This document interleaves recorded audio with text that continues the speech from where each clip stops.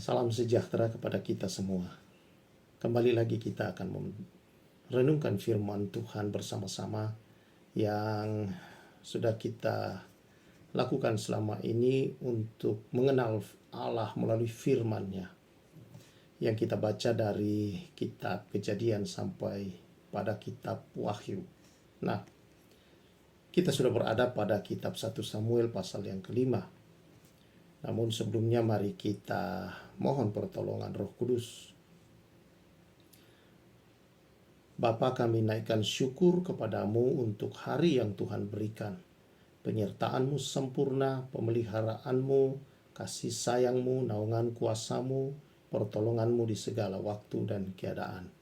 Bersyukur Roh Kudus menolong kami juga mengenal Engkau melalui firman-Mu ini.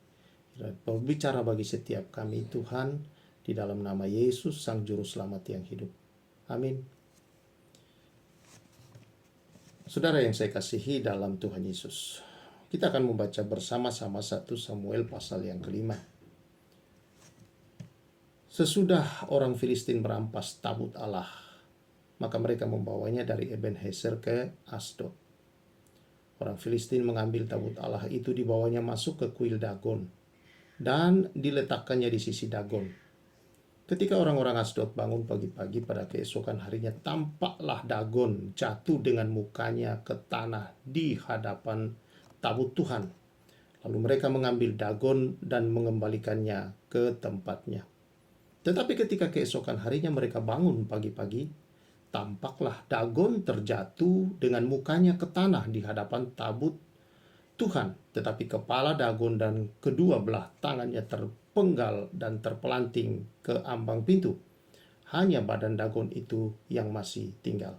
Sampai di situ ayat firman Tuhan yang kita baca, saudara-saudara. Dalam pasal sebelumnya kita tahu bahwa bangsa Israel menghadapi bangsa Filistin dan mereka dikalahkan.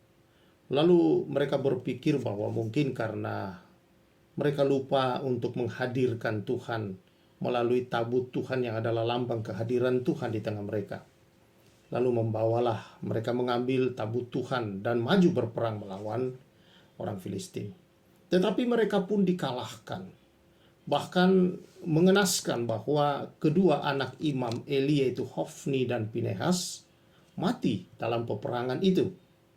Dan kemudian saudara-saudara, disampaikanlah laporan kepada imam yang memimpin. Imam tertinggi waktu itu adalah Imam Eli, pemimpin mereka.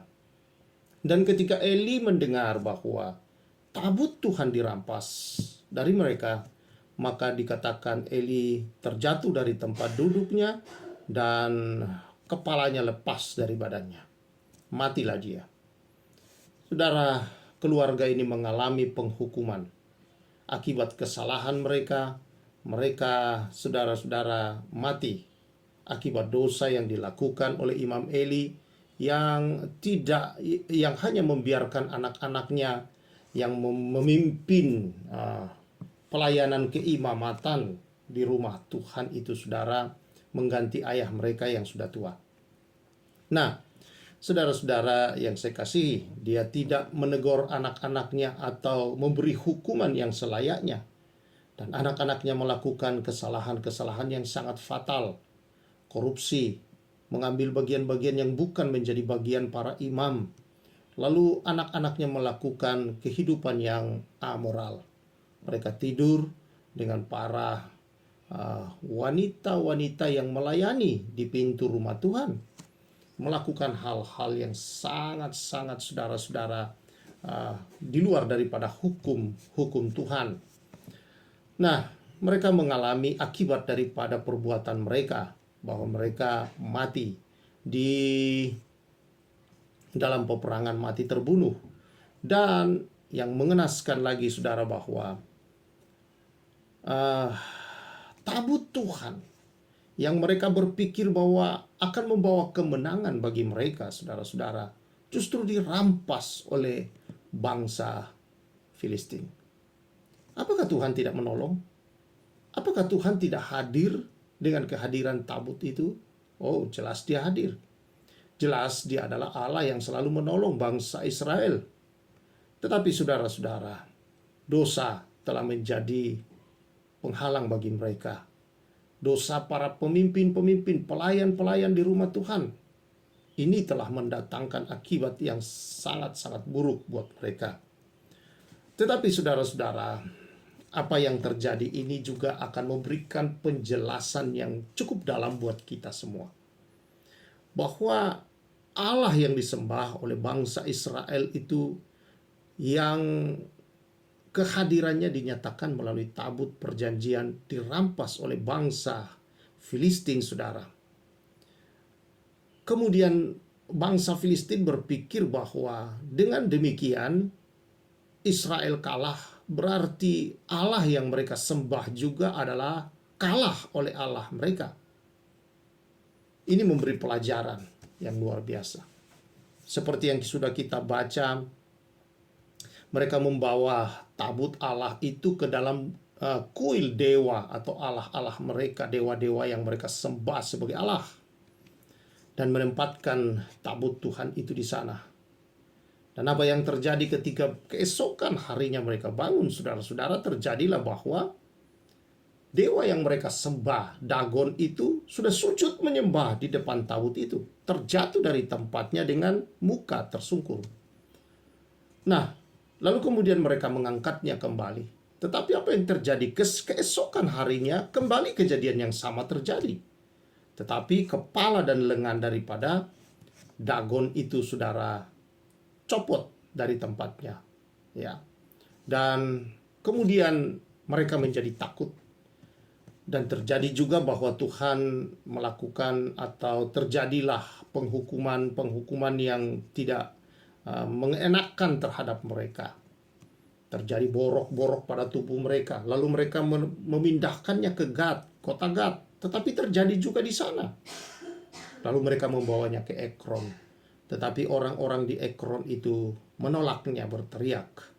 Lalu mereka mengembalikannya. Kemudian kalau kita baca seterusnya, kembalikan ke bangsa Israel. Nah, saudara-saudara yang saya kasihi dalam Tuhan, dari sini kita melihat dalam perikop ini bahwa kesucian Allah itu, saudara, kemahakuasaan Allah, kealahan daripada Allah yang kita sembah atau disembah orang Israel yang juga kita sembah, Yesus, dalam Yesus Kristus, saudara-saudara, itu adalah Allah yang universal.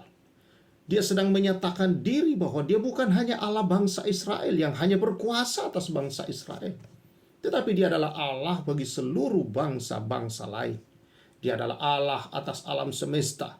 Dia Allah yang dapat melakukan apa saja. Dialah sang pencipta itu. Mereka mengira tadinya bahwa dengan kalahnya bangsa Israel berarti dewa mereka atau Allah Israel itu juga sudah kalah. Mereka salah. Allah menunjukkan di sana siapa dia yang sesungguhnya.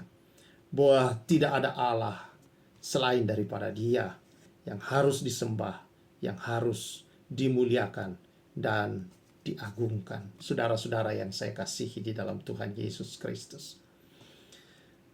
Orang Kristen zaman sekarang ini, saudara-saudara, di dalam zaman kasih karunia ini, zaman anugerah, seringkali mengabaikan akan kekudusan Allah ini. Menyepelekan, saudara-saudara, kekudusan Allah, dan juga menyepelekan akan keseriusan daripada kekuatan dosa.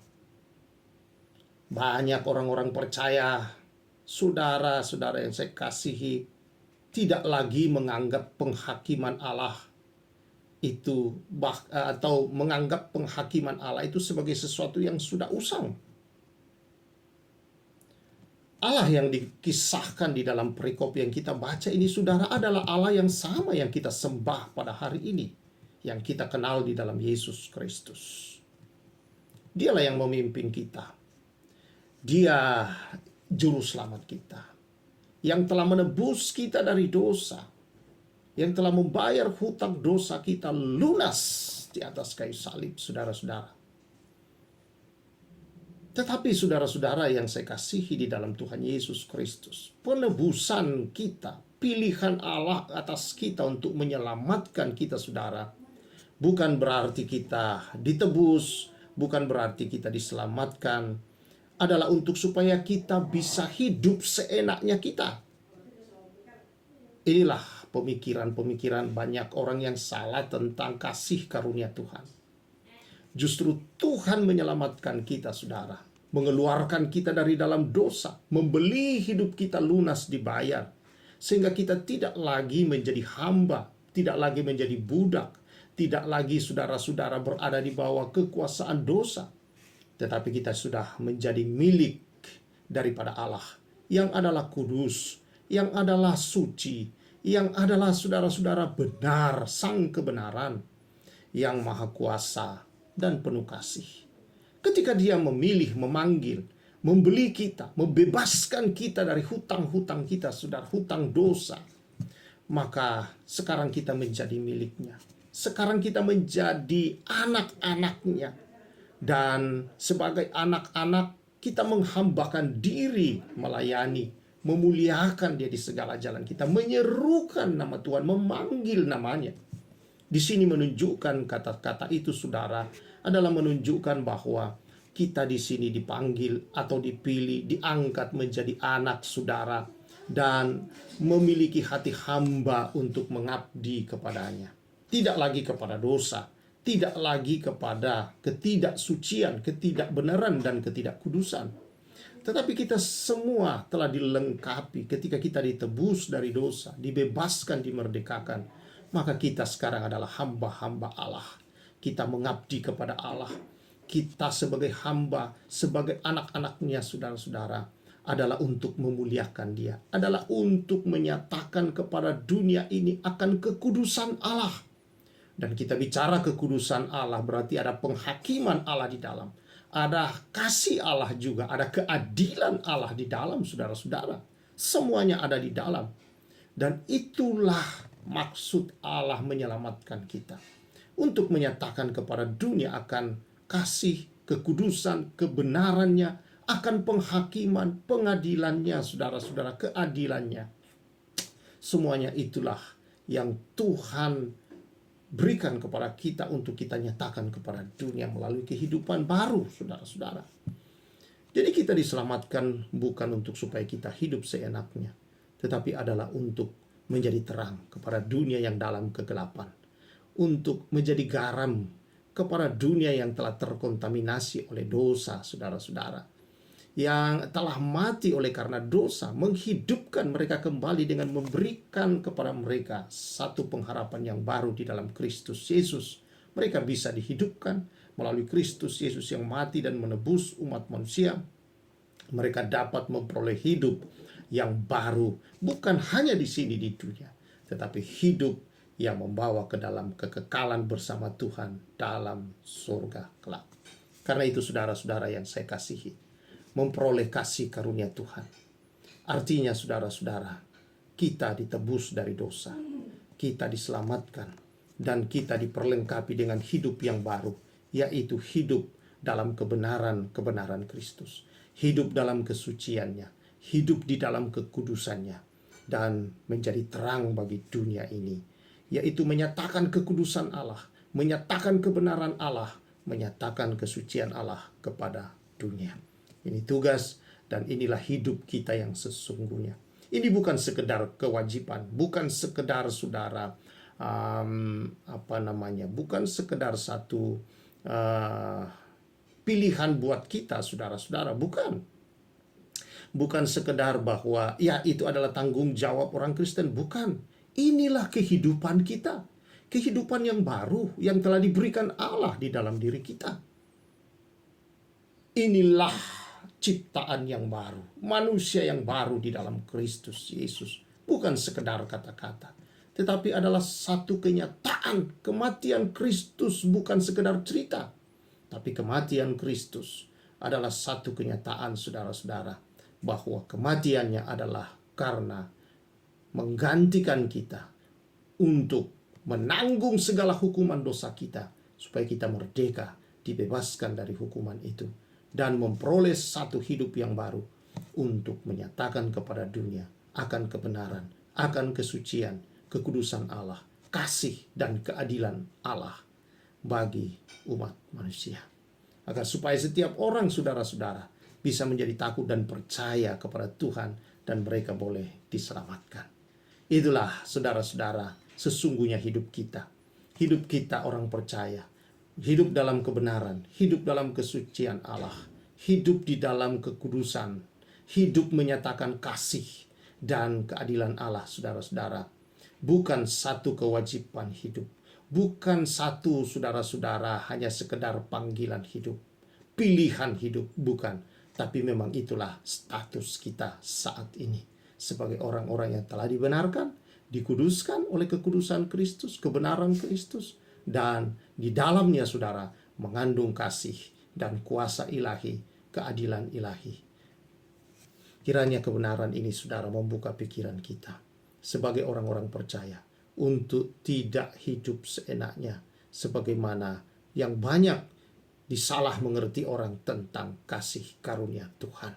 Justru kasih karunia saudara yang satu-satunya jalan, kalau kita baca dalam Roma, kitab Roma, bahwa satu-satunya jalan untuk kita tidak lagi diperhamba oleh dosa, tidak lagi dikuasai, dan tidak lagi menuruti keinginan daripada dosa, adalah kita harus menerima kasih karunia. Dilahirkan kembali, hidup baru saudara, menjadi ciptaan baru, menjadi hidup baru di dalam kasih karunia Tuhan. Karena itu pastikan senantiasa saudara mengerti kasih karunia ini, hidup di dalam kasih karunia itu sendiri.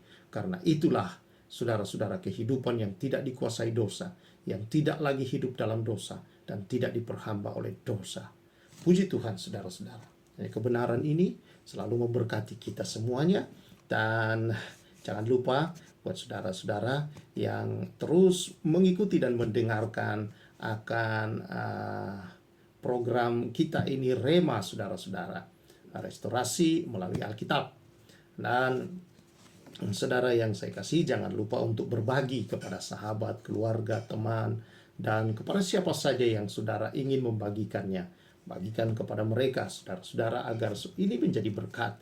Jangan lupa untuk like dan subscribe, supaya ini terus saudara mendapatkan khotbah-khotbah atau renungan-renungan ini saudara, dan bisa menjadi berkat. Saya berdoa senantiasa saudara diberkati oleh Tuhan, damai sejahtera Tuhan, dan sukacita Tuhan senantiasa melimpah dalam kehidupanmu. Tuhan memberkati kita semua. Mari kita berdoa. Kami naikkan syukur kami Tuhan atas firman-Mu yang membuka pikiran dan hati kami, bahwa kami ditebus bukan untuk kami hidup seenak kami, tapi kami justru ditebus dari dosa, dari segala akibat dosa, supaya kami hidup dalam satu hidup yang baru, menjadi ciptaan yang baru, yaitu hidup sebagai terang dan kemuliaan Tuhan di dunia, yang menyatakan kebenaran, kekudusan Tuhan, dan juga ya Tuhan menyatakan kasih dan keadilan Tuhan kepada dunia ini, agar dunia boleh melihatnya, menjadi takut dan percaya, diselamatkan. Terima kasih. Berkati umat-Mu, damai sejahtera Tuhan yang senantiasa menyertai di sepanjang hari ini, dalam nama Yesus. Amin. Kiranya Tuhan yang penuh kasih sayang senantiasa bersama-sama dengan saudara dalam kuasa roh-Nya untuk menjadi saksi-saksi yang hidup. Tuhan memberkati kita semua. Saya Pastor Samuel menyampaikan salam restorasi.